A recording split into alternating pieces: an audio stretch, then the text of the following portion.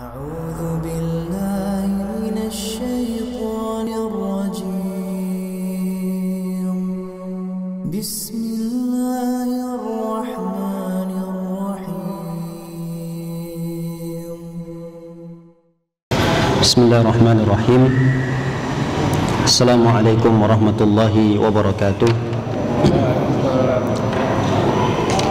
Alhamdulillahi ala ihsani wa syukru lahu ala taufiqihi wa amtinani wa asyhadu an la ilaha illallah dahu la syarika la ta'ziman li sya'nih wa asyhadu anna Muhammadan abduhu wa rasuluhu ad-da'i ila ridwani wa sallallahu wasallam wa baraka alaihi wa ala alihi wa ashabihi wa ikhwani.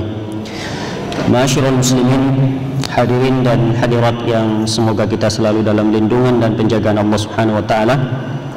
Alhamdulillah, puji syukur atas segala karunia yang Allah berikan kepada kita, yang dengannya alhamdulillah kita bisa duduk di majelis ilmu ini dalam rangka beribadah kepada Allah Subhanahu wa taala.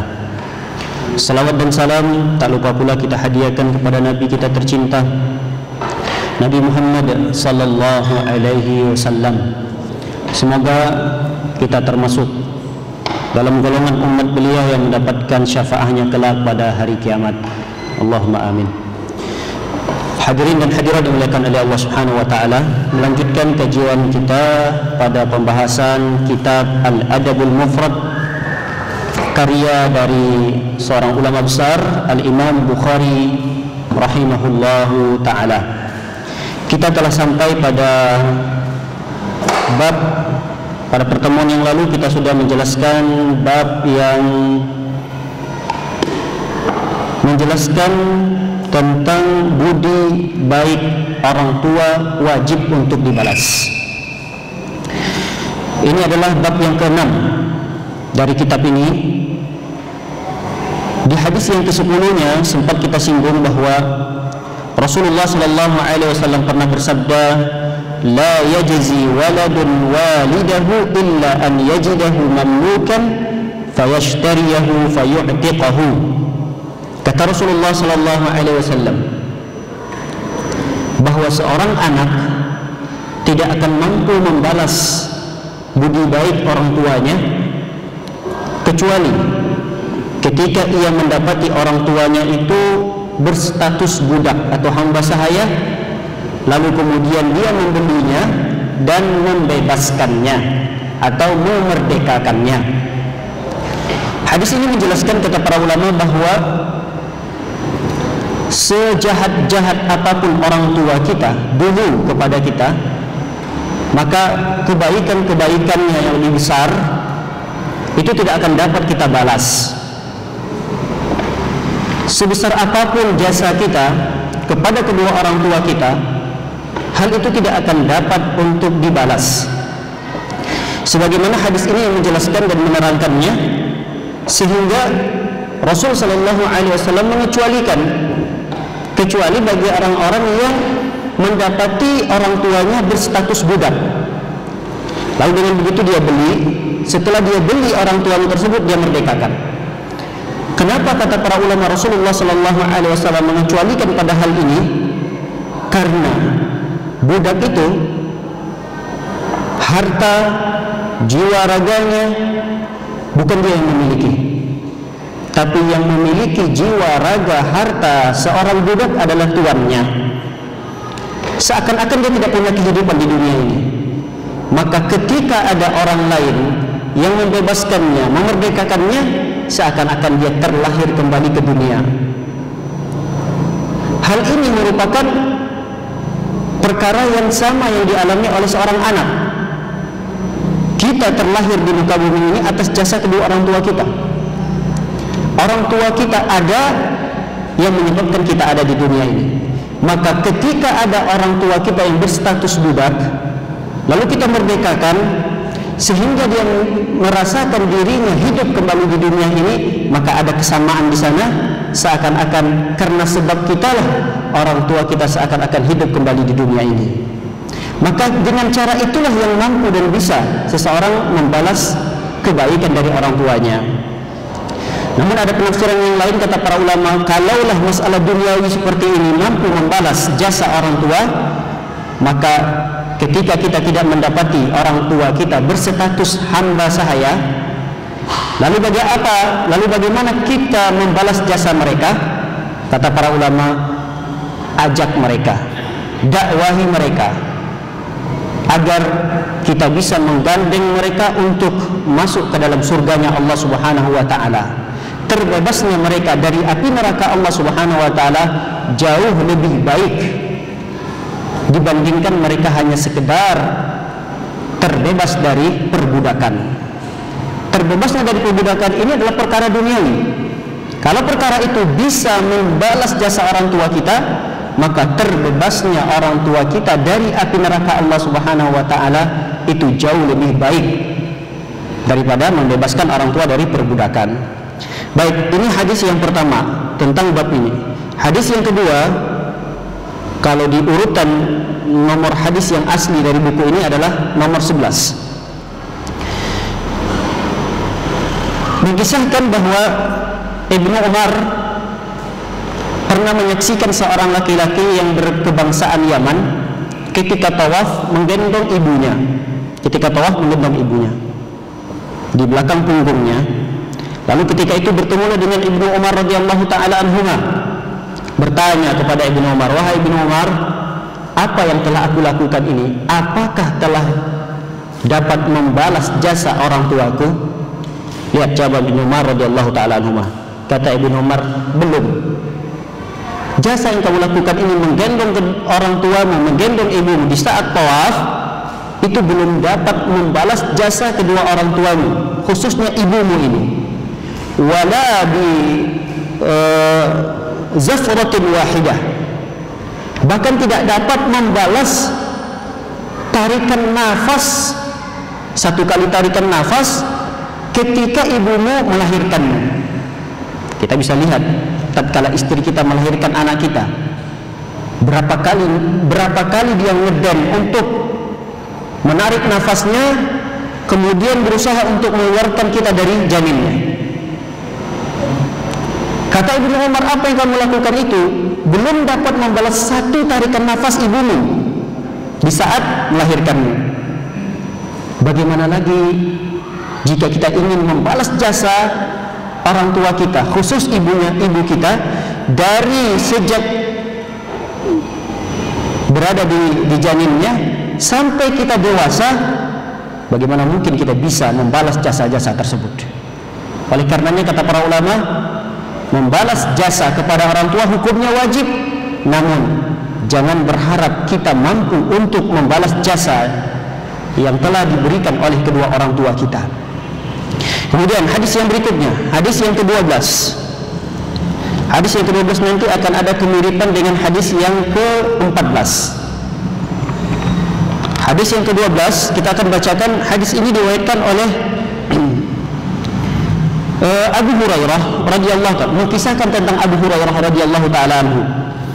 Tatkala Marwan ketika itu sebagai khalifah, sebagai presidennya, menunjuk Abu Hurairah untuk memimpin sebuah rombongan. Pemimpin rombongan itu ditunjuklah Abu Hurairah radhiyallahu ta'ala anhu. Wa kana yakunu bi Dzul Hulaifah, fa kanat ummuhu fi baitin wa huwa fi akhar.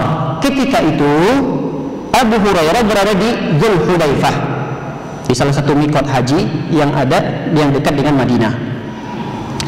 Ketika itu ibunya berada di rumah. Jadi Abu Hurairah berada di tempat yang lain, ibunya berada di tempat yang lain. Ketika itu Abu Hurairah ditugaskan oleh khalifah untuk memimpin sebuah rombongan. Lihat apa yang dilakukan oleh Abu Hurairah. Apakah lalu kemudian Abu Hurairah pergi begitu saja tanpa berpamitan dengan ibunya, tanpa berpamitan dengan orang tuanya? Tidak. Walaupun ini tugas mulia dari presiden, namun ada yang lebih tinggi derajatnya daripada presiden, yaitu adalah ibu kita, kedua orang tua kita. Jangan gara-gara melihat ini adalah perintah penting, lalu kemudian kita meninggalkan hal yang lebih penting lagi. Jangankan lihat seorang presiden, atau lebih rendah daripada presiden. Kita bekerja di sebuah perusahaan, kita memiliki bos. Dengan begitu bos kita tanpa ada perencanaan sebelumnya, tiba-tiba ada perintah yang mendesak untuk menyelesaikan sebuah kerjaan di luar kota. Oleh karena itu, ketika kita ingin mengamalkan apa yang dilakukan oleh Abu Hurairah ini, minta izin dulu pada orang tua. Ya sekedarnya saja, artinya ini sekedar basa-basi saja, formalitas saja. Kita sebenarnya ingin memberitahu kepada orang tua, ya dengannya kita nanti akan mendapatkan ridhonya, mendapatkan doanya. Lihat Abu Hurairah radhiyallahu taala anhu melakukan, qala fa idza arada an yakhruj, sahabat menceritakan, manakala Abu Hurairah berkeinginan untuk keluar dari kota Madinah, waqafa ala babiha, tapi dia pulang dulu ke rumah dan berdiri di depan pintu orang tuanya, di depan pintu rumah orang tuanya, berdiri di depan rumah itu. Lalu Abu Hurairah mengucapkan, assalamu alayki ya ummata wa rahmatullahi wa barakatuh. Lihat, dia mengucapkan salam, assalamu alayki, selamat sejahtera untukmu wahai ibuku, dan rahmat Allah serta keberkahannya untukmu. Lalu dijawab oleh ibunya, wa alayka ya ibni wa rahmatullahi wa barakatuh, dan atasmu juga keselamatan dan kesejahteraan wahai anakku, rahmat dan keberkahan juga tercurahkan untukmu. Fayaqul, lalu Abu Hurairah mendoakan lagi ibunya, rahimakillahu kama rabbaitani saghira, wahai ibunda, semoga engkau dirahmati oleh Allah Subhanahu wa taala sebagaimana dulu engkau telah mendidikku, membesarkanku di saat aku masih kecil. Lalu dijawab lagi oleh ibunya, subhanallah, saling mendoakan di antara keduanya. Rahimakallahu kama barrartani kabira, kata ibunya menjawab, semoga Allah juga merahmatimu wahai anakku sebagaimana engkau telah berbakti kepadaku di saat aku sudah tua renta. Subhanallah, Abu Hurairah mendoakan rahmat, kasih sayang Allah semoga tercurahkan kepada ibunya sebagaimana dulu ibunya mencintai, mengasihinya di sejak kecil. Lalu dibalas lagi oleh ibunya dengan sebuah doa yang begitu luar biasa, semoga Allah juga merahmatimu wahai anakku sebagaimana engkau telah berbakti kepadaku di usiaku yang senja.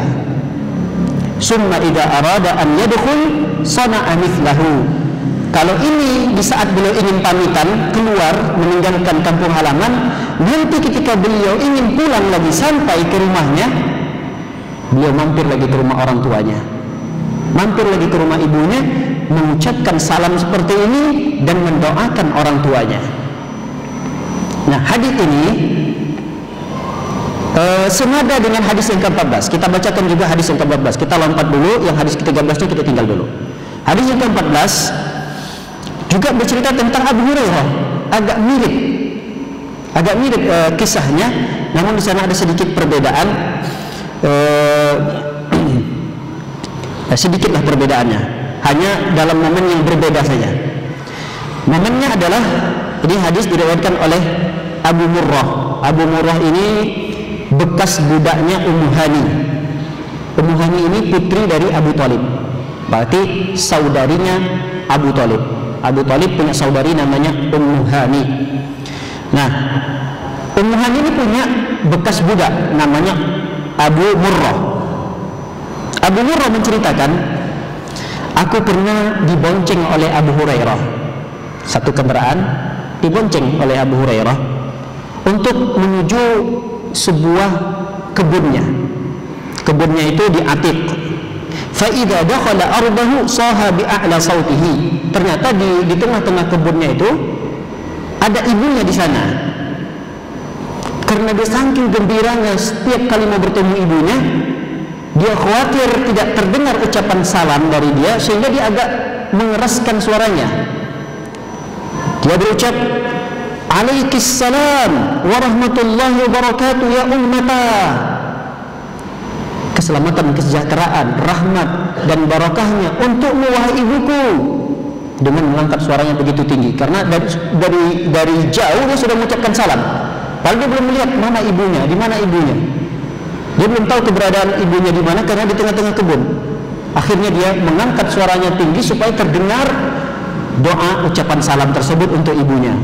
Tatkala itu ternyata terdengar oleh ibunya, ini suara anakku Abu Hurairah. Dijawab oleh ibunya, waalaikumsalam warahmatullahi wabarakatuh. Selamat, kesejahteraan, rahmat, keberkahan untukmu wahai anakku. Rahimakillah kama rabbaitani saghira. Ibuku, semoga Allah merahmatimu, semoga Allah menyayangimu sebagaimana dulu engkau telah menyayangiku dan mendidikku, membesarkanku sejak aku masih kecil. Lalu dijawab oleh ibunya lagi, ya ibni wa anta fajazakallahu khairah. Lihat, ibunya mendoakan yang lebih panjang lagi. Selain mengucapkan salam, ibunya juga mendoakan doa yang berlebih. Kata ibunya, wahai anakku, wa anta fajazakallahu khairah. Semoga Allah Subhanahu wa taala membalas kebaikan, membalas kamu dengan kebaikan. Wa radiya anka kama barartani kabira. Dan semoga Allah meridaimu, mencintaimu, menyayangimu karena engkau telah berbakti kepadaku di usiaku yang senja. Ini merupakan hadis yang menjelaskan bahwa betapa besarnya bakti seorang anak, yang dengan itu belum tentu dia bisa membalas jasa orang tuanya. Oleh karenanya Abu Hurairah radhiyallahu taala anhu tetap berupaya dan berusaha untuk membalas jasa ibunya ini minimal dengan doa. Karena ini adalah perintah Rasulullah sallallahu alaihi wasallam. Rasul mengatakan, "Idza sana'a ilaikum ma'rufa fakafi'uhu." Kalau ada orang lain, ini orang lain. Kita tidak menceritakan ibu, ayah kita. Orang lain, tetangga kita, teman kita, rekan kita yang berbuat baik kepada kita, Rasul SAW memerintahkan fakafi'uhu, balas kebaikannya.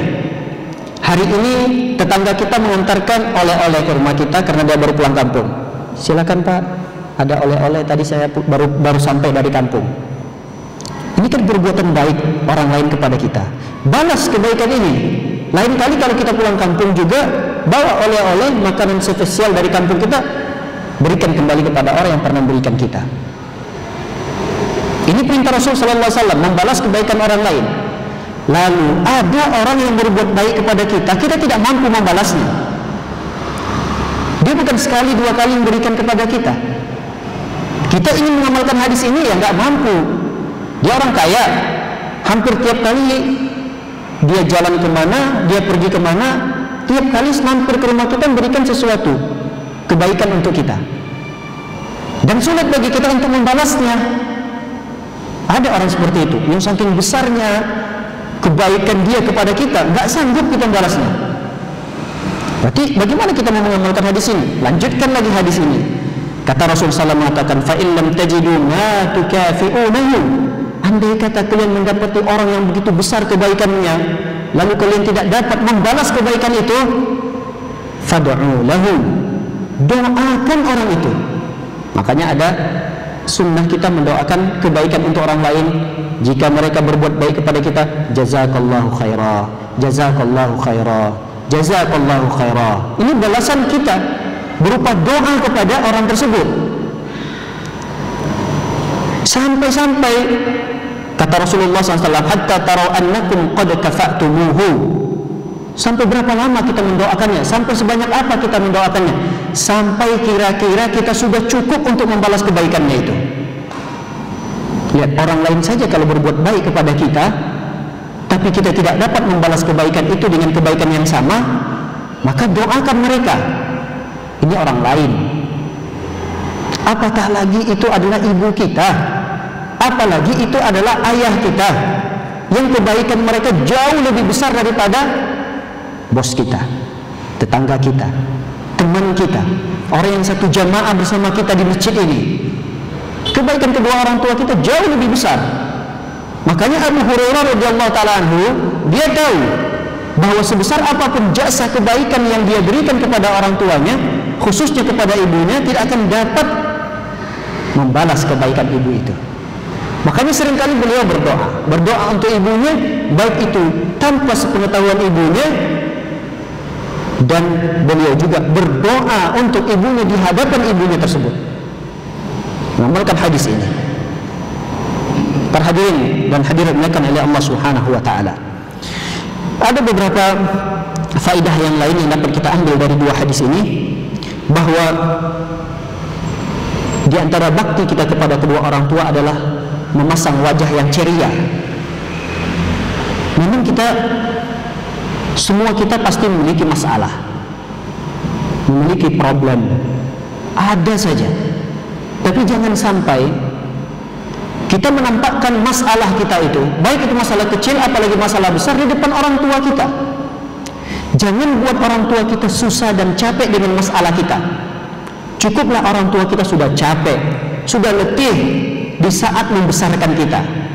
Jangan buat lagi masalah baru, beban baru, menguras pemikiran orang tua kita terhadap masalah yang kita hadapi. Simpan baik-baik masalah kita di luar, baik itu masalah kita dengan istri kita, anak kita, apalagi masalah pekerjaan kita. Jauhkan itu. Ketika kita jumpa sama orang tua kita, pasang wajah yang ceria. Walaupun di belakang kita masalah begitu besar, seakan-akan ingin pecah kepala kita, tapi tetap di antara bakti kita kepada orang tua kita, tunjukkan wajah yang ceria. Walaupun di rumah hari ini belanja nggak ada gitu, anak istri hari ini terancam tidak makan, tatkala kita jumpa orang tua kita, pasang wajah yang ceria. Tampakkan bahwa kita ini orang yang sedang bergembira.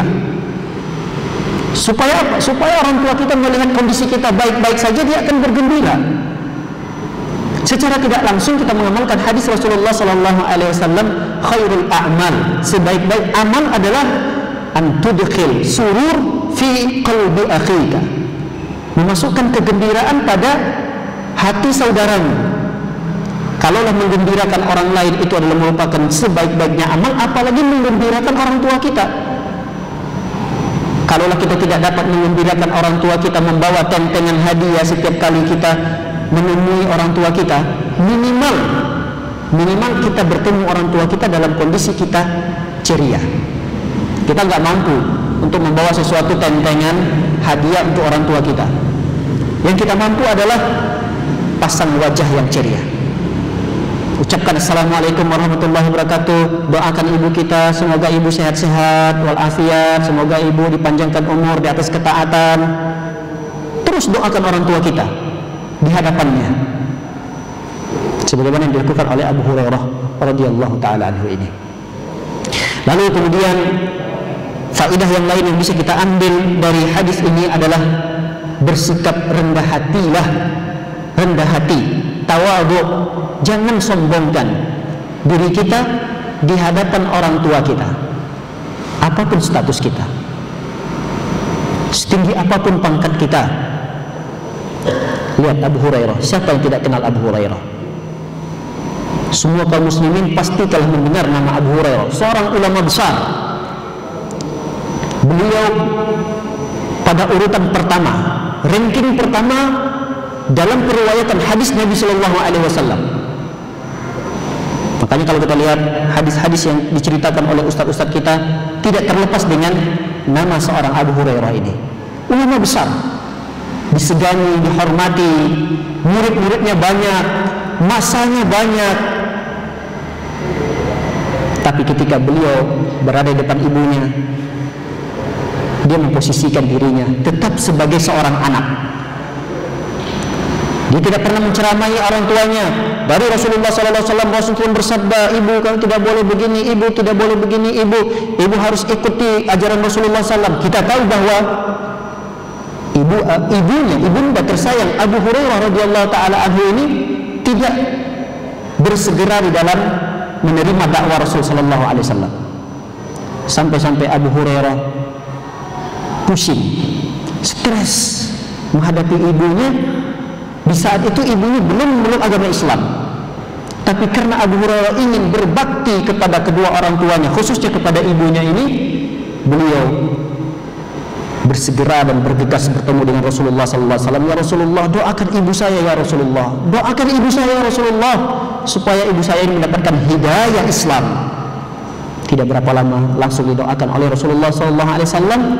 Abu Hurairah pulang ke rumah, tiba-tiba ada kabar yang menggembirakan Abu Hurairah. Di depan Abu Hurairah ibunya bersyahadat. Subhanallah. Ini luar biasa usaha yang dilakukan oleh Abu Hurairah untuk membalas jasa ibunya. Padahal ibunya ketika itu seorang kafir. Ya kalau mau sebatas berbakti, ya berbakti, berbuat baik secara duniawi saja gitu. Tapi Abu Hurairah melihat yang lebih jauh daripada itu. Beliau ingin bagaimana ibunya bisa digandeng ikut bersama beliau masuk ke dalam surganya Allah Subhanahu wa ta'ala. Makanya ketawaduan, kerendah hatian Abu Hurairah depan ibunya, sehingga ibunya mudah menerima dakwah. Kenapa terkadang kedua orang tua kita malah menentang dakwah kita? Kenapa terkadang kedua orang tua kita malah menjadi musuh bagi kita? Karena terkadang kita ingin menyampaikan kebenaran, tapi dengan cara yang tidak baik, dengan cara yang tidak bijaksana. Kita ingin mengajak orang tua kepada suatu jalan yang baik. Kita ingin mengajak orang tua untuk meninggalkan kebiasaan yang tidak baik, tapi dengan cara yang tidak baik pula, dengan menceramahinya, dengan mengguruinya, dengan seakan-akan orang tua kita itu adalah murid kita. Bukan seperti itu kita menghadapi kedua orang tua kita. Posisikan dimanapun kita, sesukses apapun kita, andai kata 4 bintang kita di sini, tatkala kita di depan orang tua kita, tetap posisi kita sebagai anak. Tidak ada istilah ketika kita memposisikan kita sebagai anak lalu kita berlaku congkak di depan orang tua. Tidak ada istilah ketika seorang menjadi anak, ketika dia melihat orang tuanya, oh ini adalah orang tua saya. Oleh karena itu, saya harus memposisikan saya sebagai anak.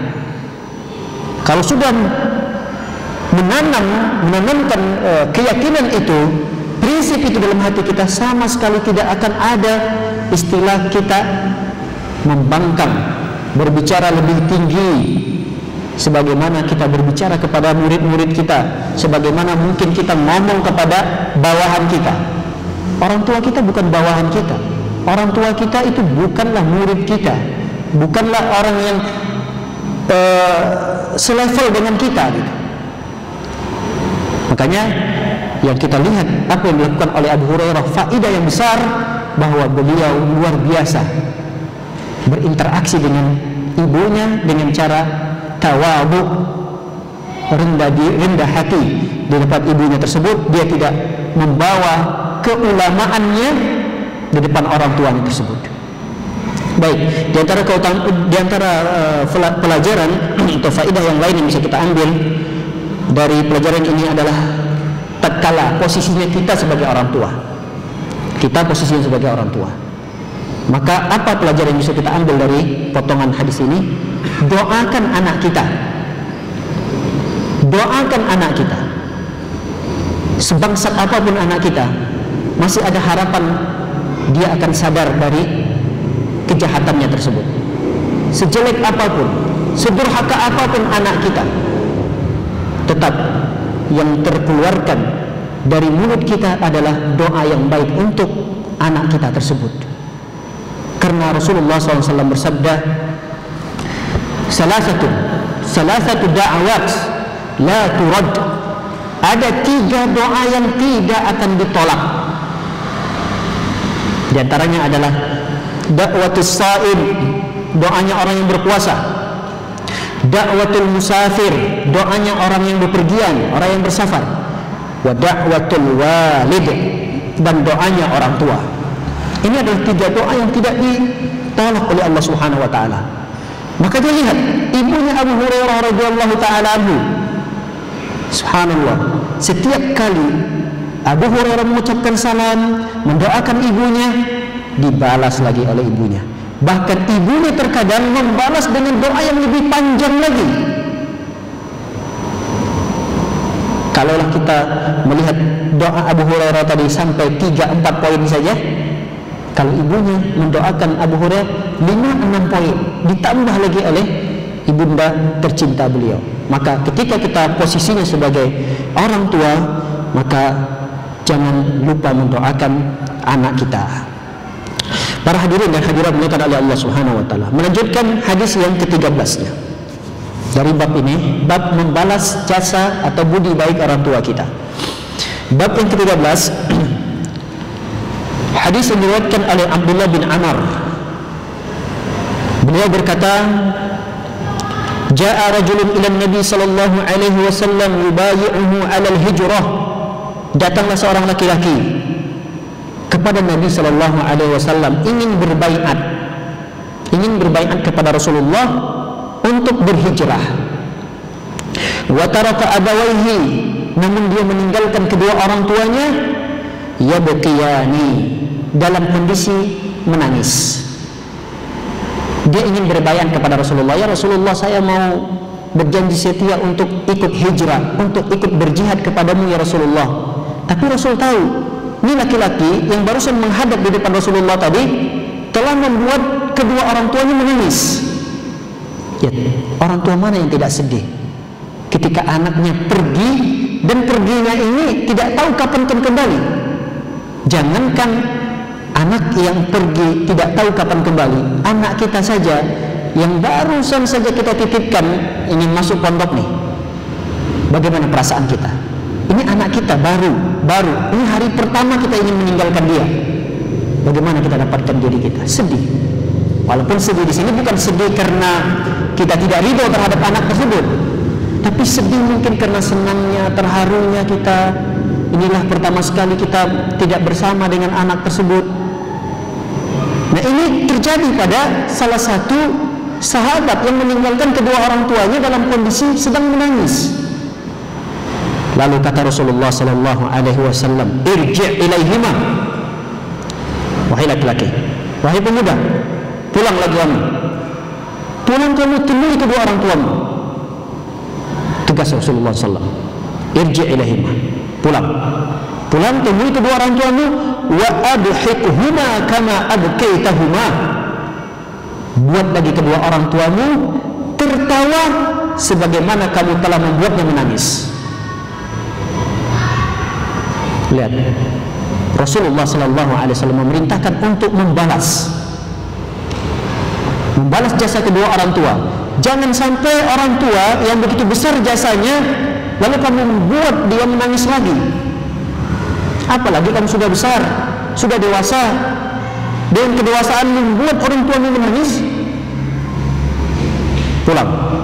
Kata Rasulullah, menghadap lagi ke depan di hadapan orang tuamu, lalu buat kedua orang tuamu tertawa, senang, gembira lagi.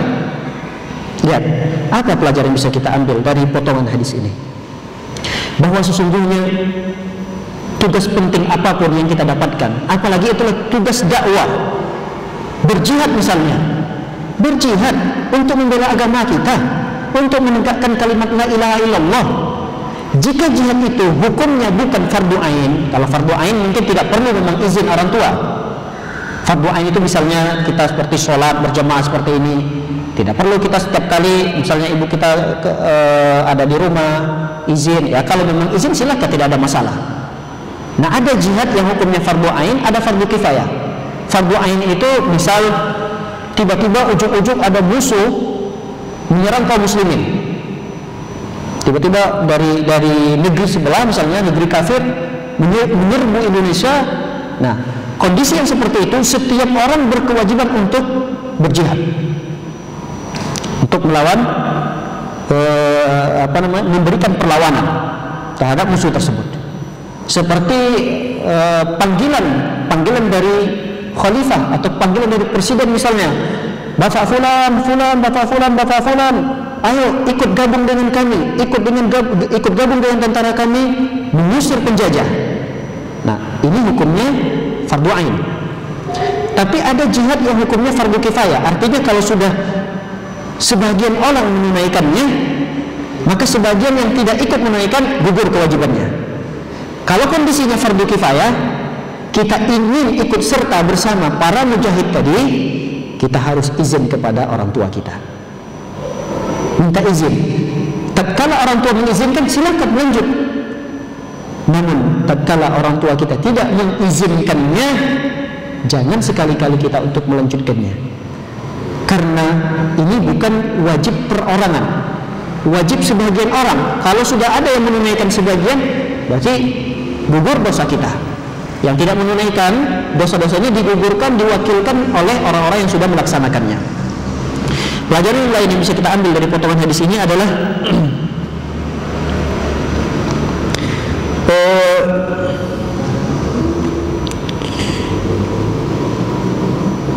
berbakti, di antara berbakti kita kepada kedua orang tua ini merupakan hal yang lebih utama. Berbakti kita kepada kedua orang tua perkara yang lebih utama daripada berjihad di jalan Allah Subhanahu wa taala.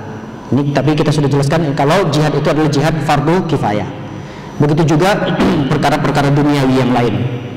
Kalau perkara jihad terkait dengan perkara ukhrawi, terkait dengan agama dan akhirat kita tetap minta izin kepada kedua orang tua kita. Maka dalam perkara-perkara sepele apapun, perkara-perkara duniawi, kita hendaknya meminta izin, meminta kerelaan, meminta keridhaan dari kedua orang tua kita. Karena orang tua kita itu bukan manusia biasa. Orang tua kita itu bukan orang yang ada di rumah kita, atau mungkin dia tidak bersama kita di rumah, ada di kampung.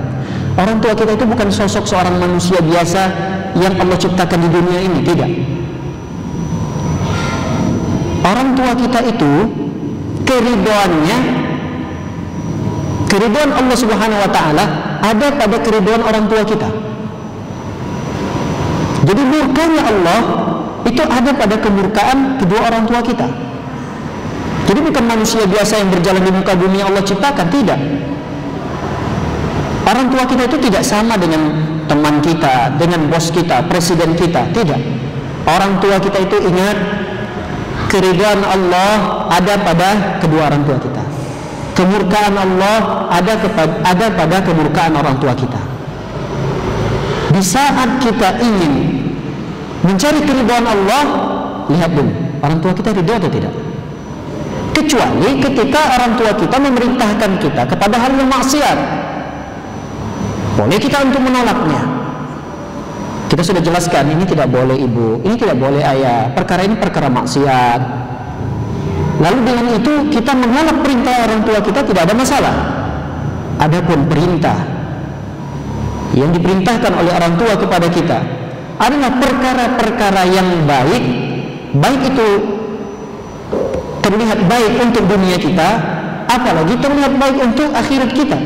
Jangan sekali-kali untuk membantahnya, karena ini adalah bagian dari bakti kita kepada kedua orang tua kita.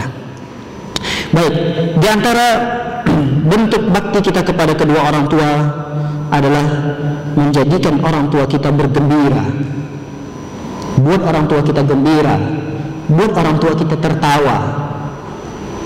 Inilah merupakan bagian daripada bakti kita. Dan di saat kita ingin membalas bakti orang tua kita dengan cara yang sederhana, cara sederhana itu menurut kita, padahal ini adalah perkara yang begitu besar dalam Islam, menjadikan orang tua kita senang, gembira, tertawa. Ini bukan perkara yang sepele dalam syariat kita. Walaupun ini adalah perkara biasa-biasa saja, terkadang kita menjadikan orang tua kita tertawa, alhamdulillah dia senang dengan kehadiran kita, dengan pulangnya kita ke kampung, kita mudik bawa anak cucunya, dia melihat anak cucunya, dia senang, gembira, dia menggendong anak cucu-cucunya dari anak kita. Lihat, ini bentuk bakti kita kepada orang tua kita. Inilah kenapa beberapa kisah menjelaskan orang tua kita itu sebenarnya tidak hanya ingin sesuatu kehidupan dunia yang ingin kita berikan kepada orang tua. Orang tua kita tidak minta lebih daripada apa yang kita miliki. Orang tua kita tidak berharap dunia yang kita miliki. Makanya ada sebuah cerita yang menjelaskan bahwa seorang ibu memiliki anak yang sukses, tapi berada di kota yang berbeda. Ibunya berada di kampung, anaknya memang sering juga sih mengunjungi orang tuanya, ya minimal setahun sekali, momen-momen lebaran. Pada suatu ketika orang tuanya teringat rindu sama anaknya. Pada momen yang lain, ibunya minta kepada seorang anak ini. Anaknya sukses, dari segi duniawi dia berlebih lah.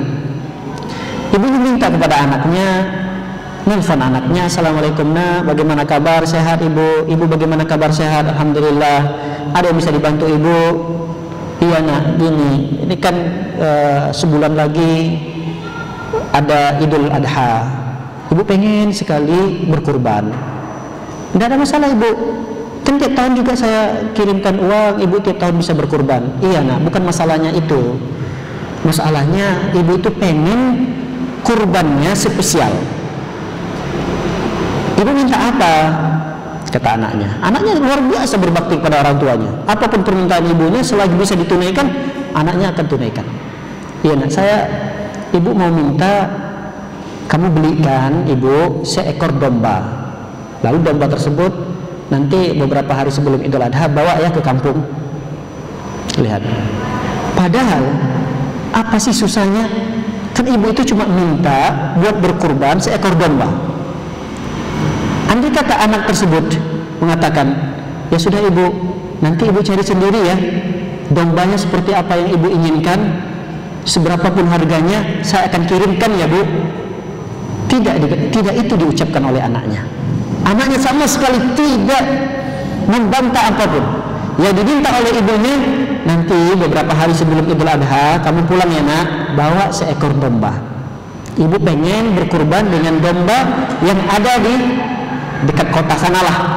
Walaupun anak itu membelinya di mana, yang penting anak itu membawa kurban seekor domba yang masih hidup, bawa depan ibunya." Lalu dengan tidak sedikit pun menjawab apapun, jawaban dari seorang anak tersebut, "Iya bu, siap bu, insya Allah bu, nanti 1 hari atau 2 hari sebelum Idul Adha saya bawakan bu. Tunggu ya bu." Dijawab oleh anak tersebut. Betul, 2-3 hari sebelum Idul Adha, kambing domba itu dibawa oleh anaknya depan ibunya. Dengan begitu luar biasanya seorang ibu bergembira melihat anaknya yang menunaikan permintaan ibunya yang terlihat sepele, tidak besar yang diminta oleh ibunya. Ibunya tidak minta seharga sekian, bentuknya ini, bentuknya jantan dan tanduknya seperti ini, tidak. Ibunya minta, "Kamu yang datang beliin, bawa dari sana di hadapan ibu." Sebenarnya ibu itu ingin apa? Ingin menjadikan agar bagaimana dia bisa gembira gitu. Dia senang. Itu yang diinginkan oleh ibu kita. Terkadang ibu kita tidak menginginkan harta duniawi yang kita miliki, tapi ibu itu ingin bagaimana kita memperhatikan dia. Ibu itu ingin, orang tua kita itu ingin secara umum ayah dan ibu kita gitu. Tapi terkadang memang lebih cenderung ibu yang perasaannya lebih tinggi kepada anak-anaknya. Ibu itu ingin bagaimana bisa melihat anaknya senang, anaknya pulang ke rumah. Makanya kalau kita melarang orang-orang untuk pulang kampung, bukan maksudnya karena ada COVID ini ya. Ada memang terkadang sebagian orang, ngapain sih pulang kampung itu harus momen lebaran gitu. Ya memang sebagian besar orang tidak bisa pulang kecuali momen itu gitu. Karena mendapatkan liburan, jatah liburan di kantor-kantor itu ya di lebaran itu gitu. Ada mungkin di selain lebaran tapi 1-2 hari. Nggak bisa cukup untuk bercengkerama, bercanda, berbicara lebih banyak dengan ibunya kecuali di momen lebaran itu gitu. Jadi tidak ada masalah pandang syariat untuk pulang kampung di momen lebaran itu, tidak ada masalah. Tidak ada istilah, wah ini hal yang baru dalam Islam, tidak. Ini perkara yang baru, tidak ada mengkhususkan pulang kampung di Lebaran itu, tidak ada. Ini perkara duniawi. Perkara duniawi tidak ada masalah, silakan. Mau pulang kampung dikhususkan sebelum Lebaran atau di hari Lebaran itu tidak ada masalah.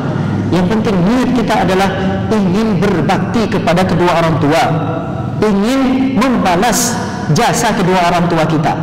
Minimal kita tidak bisa membawa hadiah yang besar di saat kita pulang kampung. Hadirnya kita di sana dengan kita menggembirakan mereka, membuat mereka tertawa, membuat mereka senang, ini adalah salah satu balasan yang dapat kita lakukan terhadap jasa yang diberikan oleh kedua orang tua kita. Para hadirin yang dirahmati oleh Allah Subhanahu wa taala.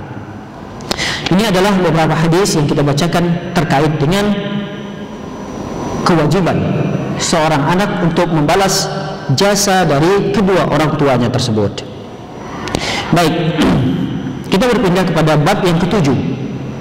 Bab uququl walidain. Bab durhaka kepada kedua orang tua. Durhaka kepada orang tua tentunya adalah dosa yang besar. Bahkan dalam hadis yang lain atau dalam dalil yang lain juga menjelaskan bahwa durhaka kepada kedua orang tua ini terletak pada urutan yang kedua setelah melakukan kesyirikan kepada Allah Subhanahu wa taala. Maka durhaka kepada kedua orang tua salah satu dari dosa di antara dosa-dosa besar. Dan durhaka kepada kedua orang tua juga memiliki tingkatan-tingkatan. Ada tingkatan yang kecil, ada yang menengah, ada besar. Tapi ingat, tingkatan durhaka yang paling kecil kepada orang tua itu termasuk dosa besar. Ini perlu kita garis bawahi.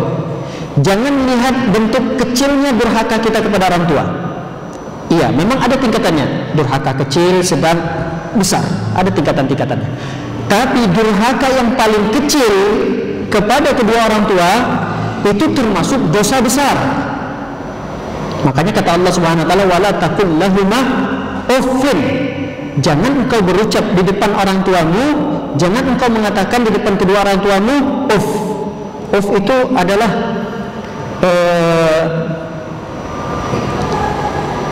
kata yang mewakili penolakan yang paling ringan terhadap perintah orang tua. Kan ada penolakan itu kan bertingkat-tingkat. Ada yang mengatakan, enggak mau, mana saya ya udah nanti saya kerjakan. Itu kan penolakan. Ada yang paling ringan, penolakan yang paling ringan, cuma mengatakan kalau bahasa Arabnya itu paling ringan gitu. Tapi itu termasuk dosa besar. Karena kita bisa jadi ucapan, iya nantilah, duluan aja, nanti saya kerjakan. Bisa jadi ucapan kita itu menggores hati kedua orang tua kita, menjadikan mereka sedih. Dan dengan itu kita telah melakukan dosa yang begitu besar, kedurhakaan kita kepada kedua orang tua kita. Baik, para hadirin hadirat oleh Allah Subhanahu wa taala, kita bacakan hadis ini secara ringkas, insyaallah. Mudah-mudahan pada waktu yang lainnya kita akan jelaskan secara detail tentang hadis ini. Hadis yang ke-15, bahwa Rasulullah sallallahu alaihi wasallam pernah bersabda, ala unabbiukum bi akbaril kabair salasan.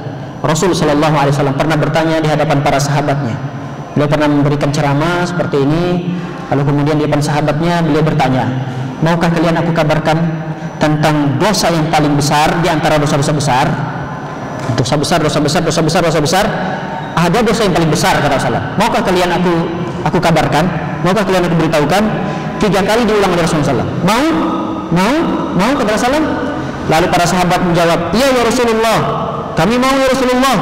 Disebutkan oleh Rasulullah, isyraku billah, yaitu mensyirikkan Allah, mensekutukan Allah, beribadah kepada Allah, di samping itu beribadah kepada selain Allah. Ini dosa yang paling besar di antara dosa-dosa besar.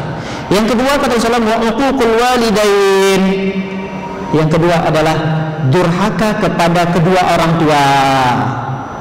Ini dosa besar, dosa yang paling besar dari dosa-dosa besar. Dosa yang paling besar di antara dosa-dosa besar yang ketiga adalah wajalasa wa kana muttaqian. Ketika itu Rasulullah menyebutkan yang dua tadi sedang kondisi santai. Seperti ini, nyender Rasulullah.